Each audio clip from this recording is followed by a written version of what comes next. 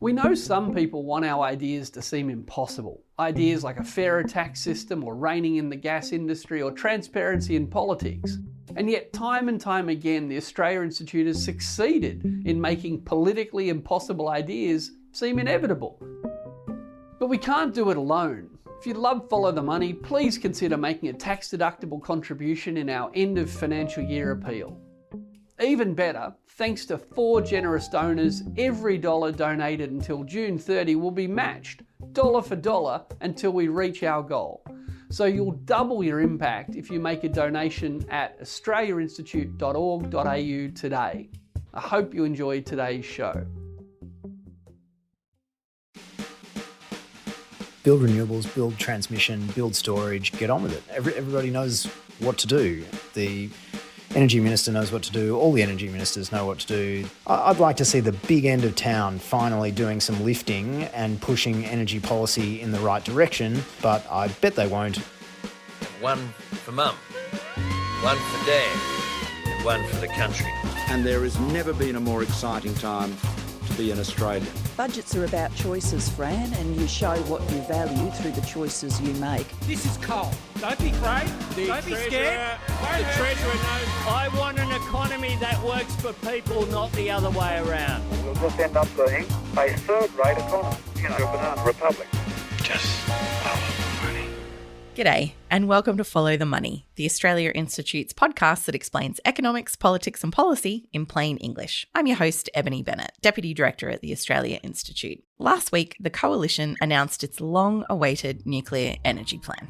Well, sort of. And today we announce 7 locations that we have looked at in great detail over a long period of time that can host new nuclear sites. Our plan will cost a fraction of the government's $1.3 trillion plan, a figure not even the Prime Minister's cricket team of Labor spin doctors can conceal. It has no costings, no clearly identified people to build them, no clear plan for disposing of waste, and, as yet, no plan for what it would do to shore up the system in the next couple of decades. This is a joke. It's a serious joke because it threatens our transition. What he's now talking about is being able to meet less than 15% of Australia's energy needs in 2050 at a cost of almost $500 billion. It's going to push power prices up, and of course, it's dangerous for the environment. That's why it's not a serious plan, and that's why a plan that's always been on the fringes of the serious energy debate in this country has now been put front and centre by Mr Dutton, who is on the fringe of Australian politics. Creating a nuclear program from scratch in Australia would be prohibitively expensive. Just ask former Liberal Energy Minister and Treasurer Matt Keane, who actually looked into it. His advice to me was that in order to bring nuclear into the system, it would take far too long and would be far too expensive for New South Wales. Now, I didn't want to bankrupt the state, and I didn't want to put those huge costs onto families. That's why we introduced the Electricity Infrastructure Roadmap, which planned the transition to renewables backed up by firming and storage, because we know that was the cheapest option for New South Wales. So why is the Coalition floating such a nonsense nuclear policy? Joining me today is Dr. Matt Ryan, Postdoctoral Research Fellow in Climate and Energy at the Australia Institute. G'day, Matt. How you going? Thanks for having me. And with him is Rod Campbell, the Australia Institute's Research Director. G'day, Rod. Hi, guys. So, Rod, I want to start with you and the reasons why we think the Coalition has gone down this nuclear path, because there wasn't much detail in the actual announcement. It would be really hard to actually call it a policy announcement given the scant amount of detail there.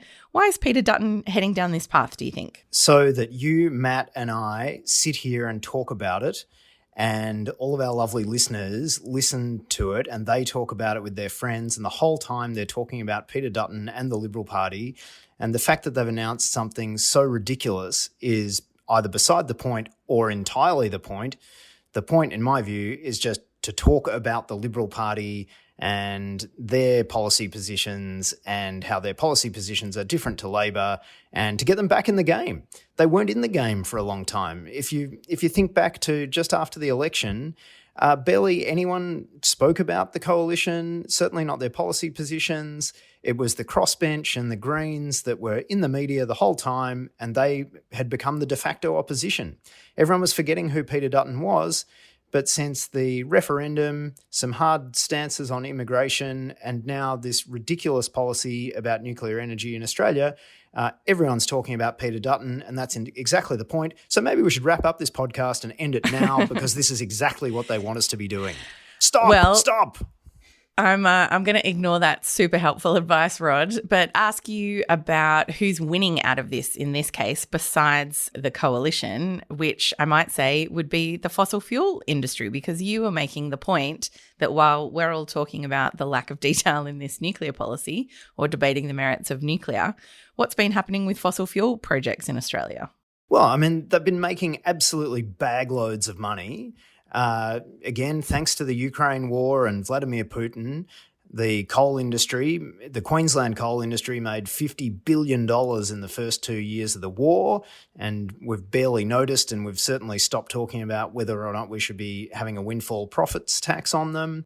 The Labor Party are pretty happy about it. They've been able to approve fossil fuel projects and nobody's noticed. Last week, Tanya Plibersek approved a coal seam gas pipeline owned by Gina Rinehart that would facilitate new coal seam gas projects in relatively valuable agricultural areas. Like this should have been one of the most controversial policy decisions around. Nobody noticed. I wrote it up for Michael West. Otherwise, it was just crickets. And this is the point, and this is who's benefiting: the major parties, the incumbent fossil fuel companies. While we all talk about this ridiculousness, it's business as usual for all the baddies. Yeah. And Matt, I want to come to the other losers, I guess, in this, which is the renewable energy industry, really, because one of the results of this announcement is, of course, many people have kind of talked about it this week, to throw uncertainty into the mix here to undermine the transition to renewables. I mean, what is the potential impact of this announcement? Yeah, I mean, talk about uncertainty, right? We're seeing all sorts of different messaging coming out of the coalition about how nuclear will sit alongside renewables. You've got some people like Simon Birmingham who is emphasising, oh, don't worry, this doesn't affect renewable investment at all. It's just an add-on that'll work really well with it. All the way through to people like David Littleproud and Matt Canavan saying that the bush is full, that we don't want any more large-scale renewable projects. They like to emphasise that rooftop solar could work with nuclear, despite the fact that those two, on an economic basis, don't play well at all. The uncertainty is enormous. And of course, there's simply the uncertainty for investors who are looking at whether or not Australia is a good place to be investing their money to build these assets and to operate them over a long period of time.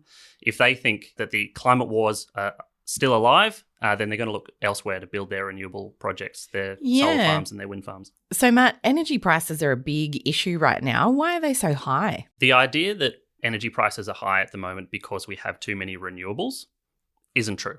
We already know that Australia has about 40% renewables, and there are plenty of countries that have way, way more than us. In fact, we're ranked about 100 in the world in terms of amount of renewables in the grid. You've got countries like Norway, New Zealand, Costa Rica, well past 80% renewables, and it doesn't necessarily mean that they're paying higher prices. The reason that we're paying higher prices in Australia, for me, it's two key reasons.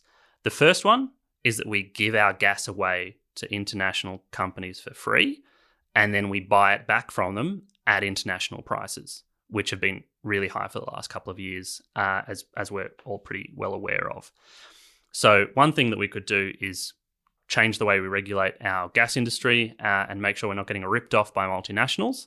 But the other key thing that drives our energy prices is not the cost of the generation. The cost of generation is actually a very small part of what your bill ends up being at the end of the quarter. The thing that's driving energy prices is privatisation. Is the money being paid out in dividends to the shareholders of AGL, Origin, etc. You've got to pay those big CEO salaries. They've got to run marketing campaigns. There are all sorts of reasons why they'll try to push up your bill, and generally they get away with it. The cost of generation is a very small part of it, And seeing as renewables are such a small part of generation to start with, it's kind of hard to see how renewables could be driving those price increases.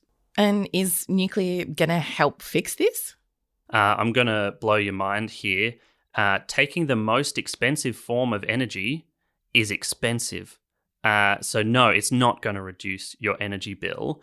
First of all, it's not going to happen for donkey's years, 15, 20 years. So I think that families want to see cost of living relief well before that.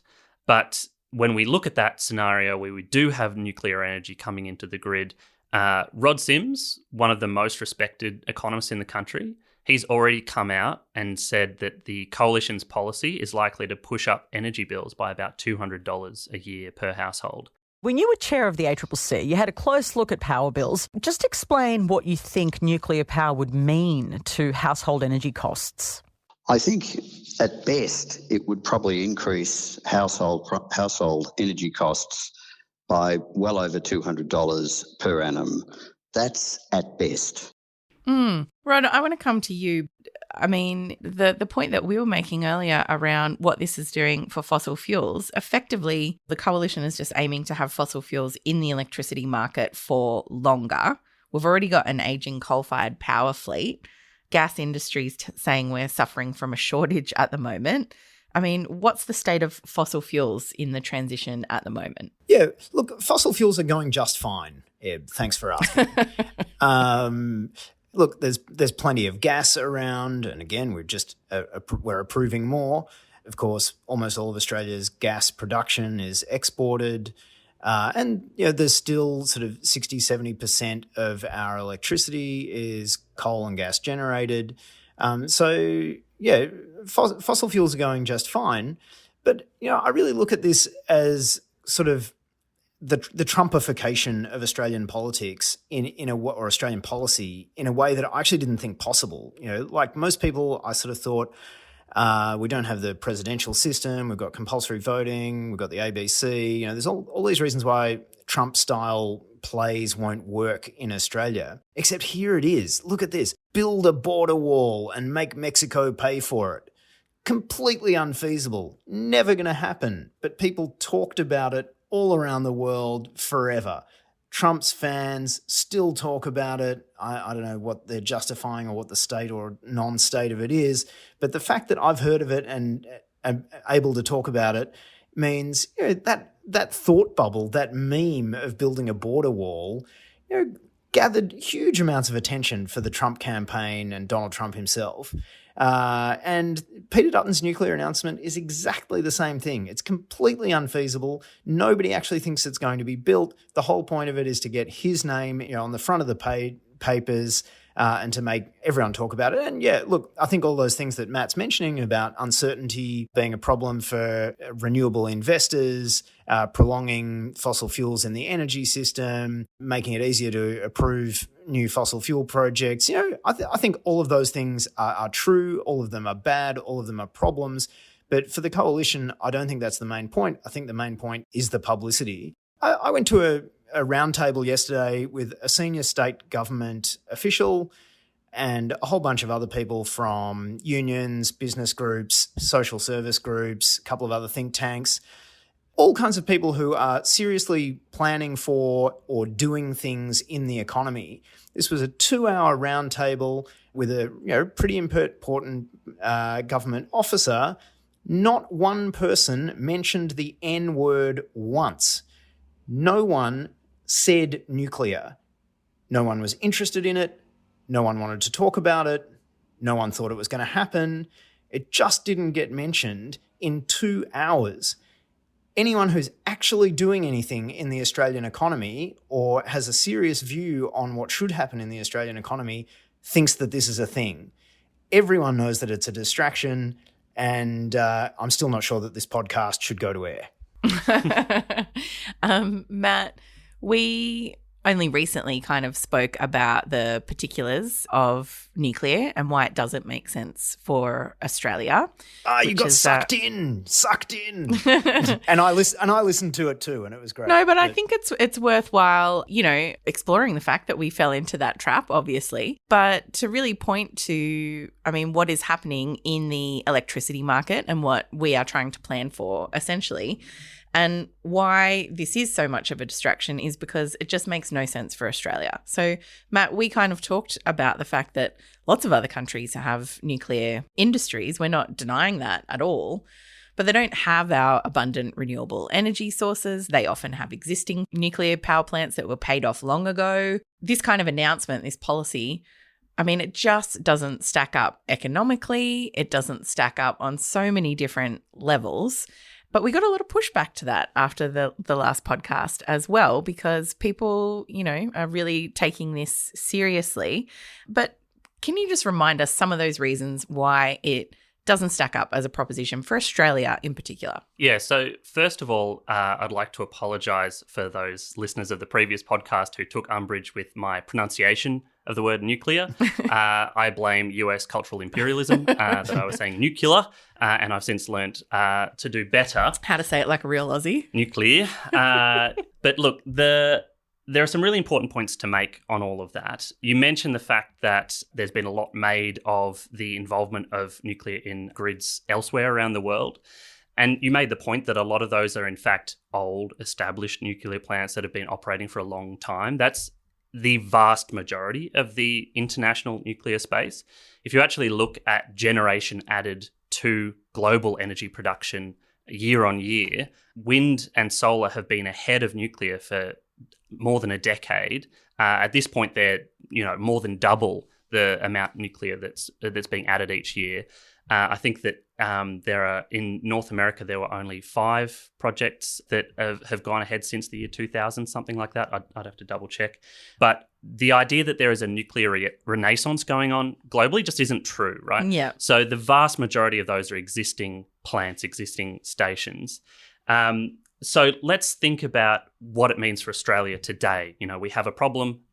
We need to transition away from fossil fuels. Does nuclear really present an alternative to achieve that? And the answer is simply no.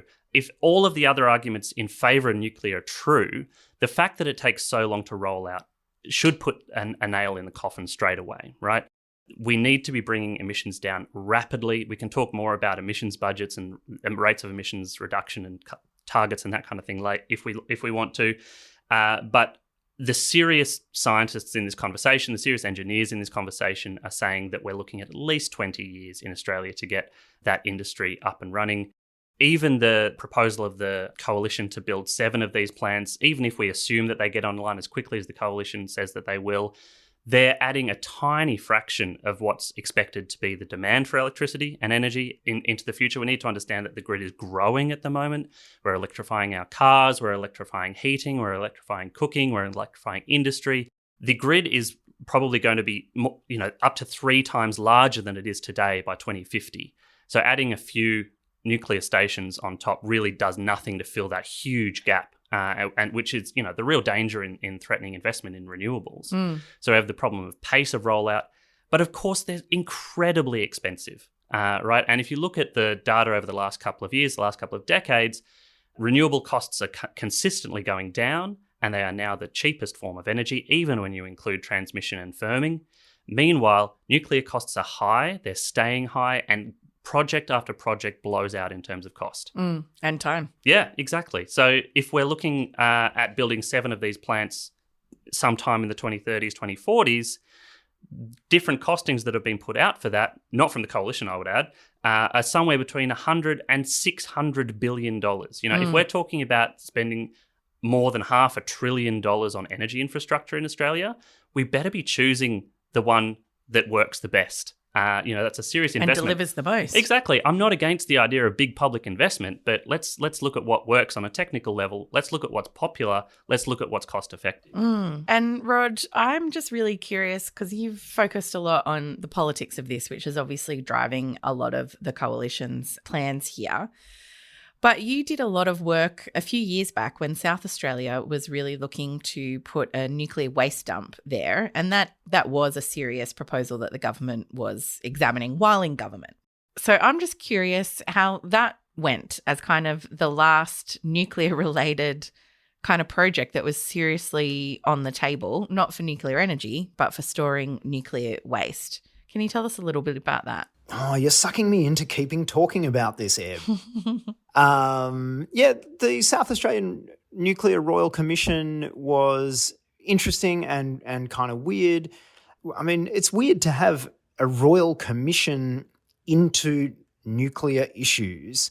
I can't think of a comparable royal commission. Usually there's a specific problem, child abuse in the church or robo-debt. There's usually a specific problem that a royal commission is called to look into. And I think it was quite unusual that the South Australian Labor government called one into nuclear issues in general. It ended up concluding, it was run by a former Navy officer, Kevin Scarce. He's pretty pro-nuclear. And even he concluded that nuclear power wasn't viable in Australia, that our existing settings for uranium mining and enrichment were all fine. What it really recommended was that Australia look to set itself up as a place that the rest of the world could send high-level nuclear waste to be quote-unquote permanently stored or disposed of. All of these words are pretty contested and loaded. Is it waste? Well, it's only waste if you waste it, the nuclear types will say, because there's potentially ways that some of this material can be reused or have some other purpose. But Rod, I recall you looked into, there was a lot of claims about how much money Australia could make taking in the nuclear waste of other countries, and you actually went to track down who were the customers that we would be helping out with this, and there wasn't much tangible behind that. That's right. I mean, the numbers thrown around seemed crazy at the time. It was that South Australia could make $100 billion out of this. I mean, in the days of AUKUS and nuclear power plants, $100 billion doesn't actually seem so big anymore. But at the time, it seemed like a lot of money. And Richard and I dug deep into the economic modelling and who was doing the economic modelling of it, and it turned out, amazingly, that nuclear lobbyists were doing a lot of the economic modelling, and so that caused a bit of a stir.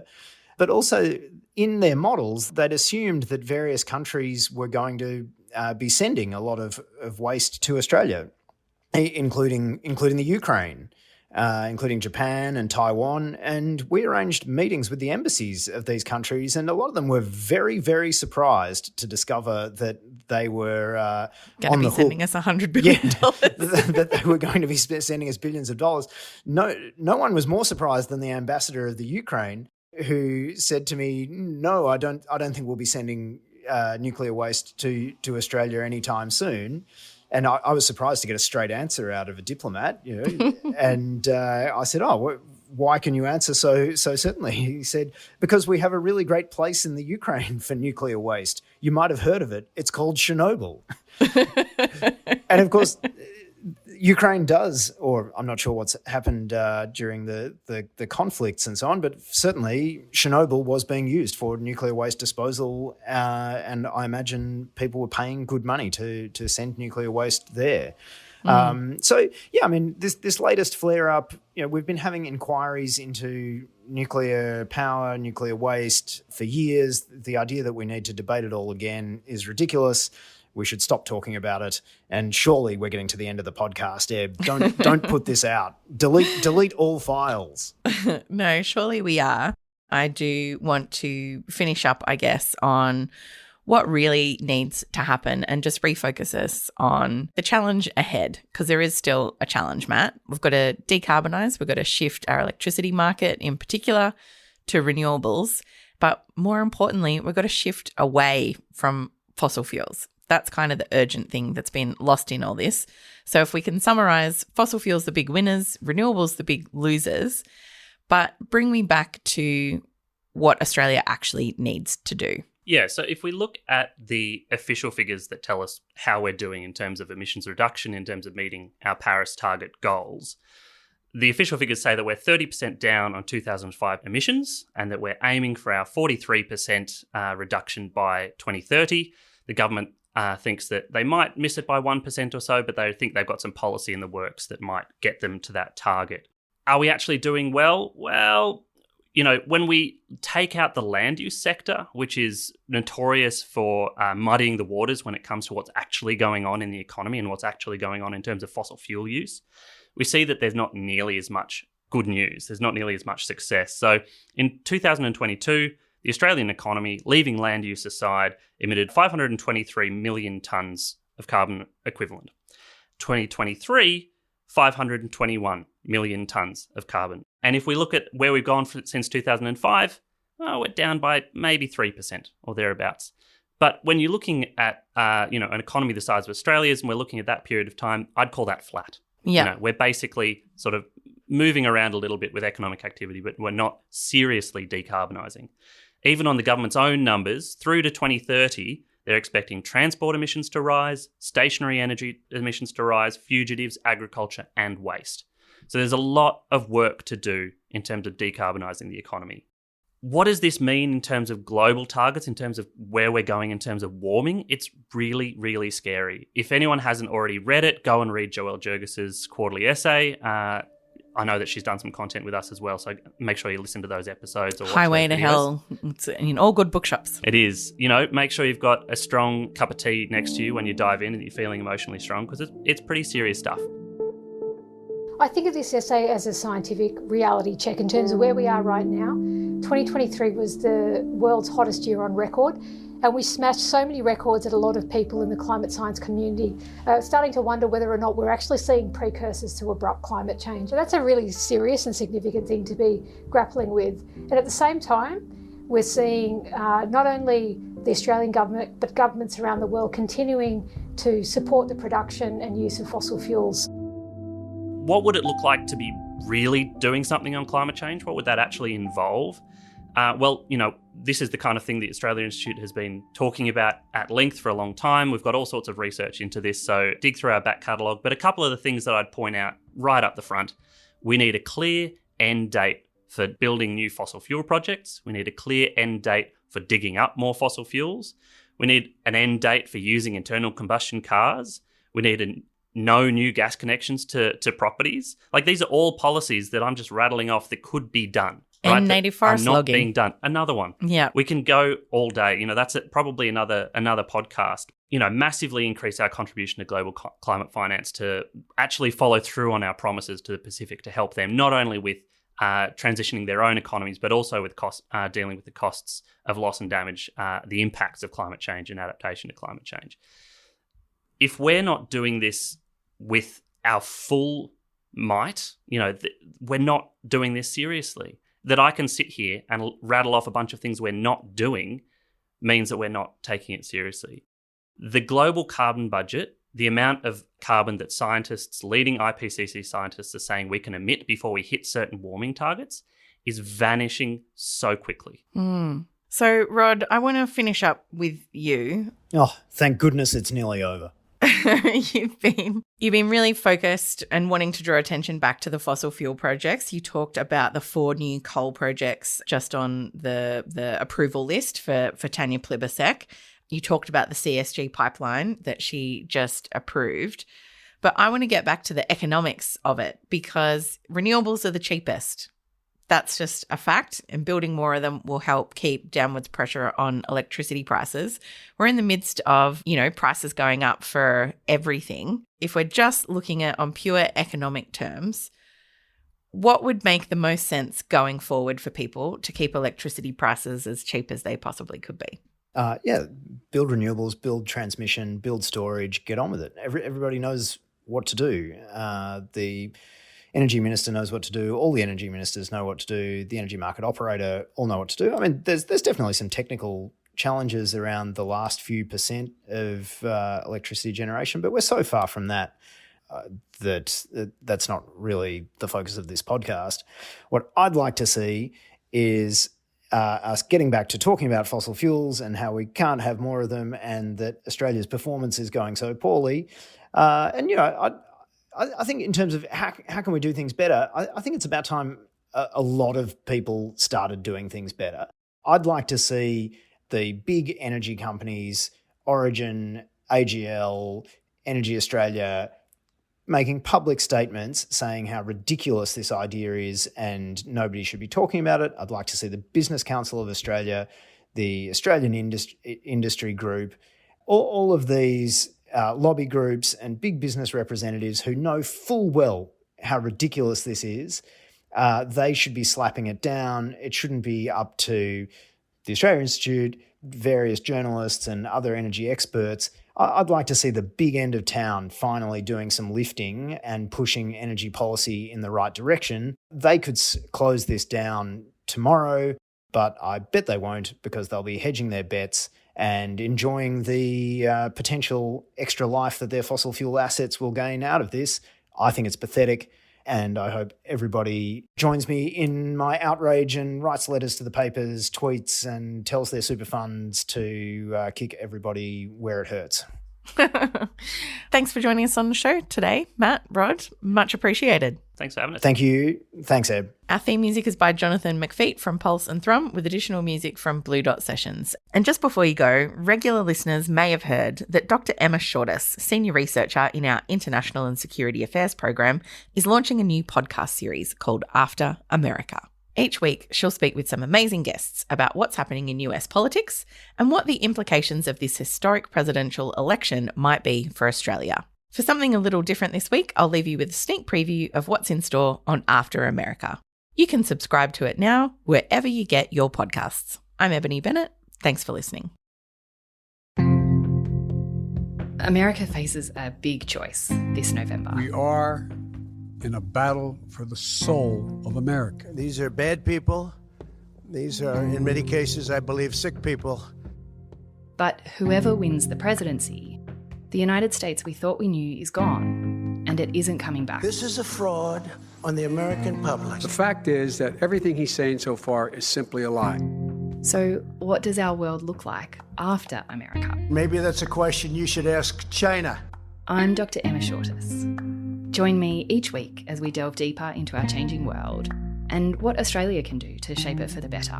I want to thank that fellow down under. You can subscribe now to After America, a new series from the Australia Institute, wherever you get your podcasts. Thank you very much, pal.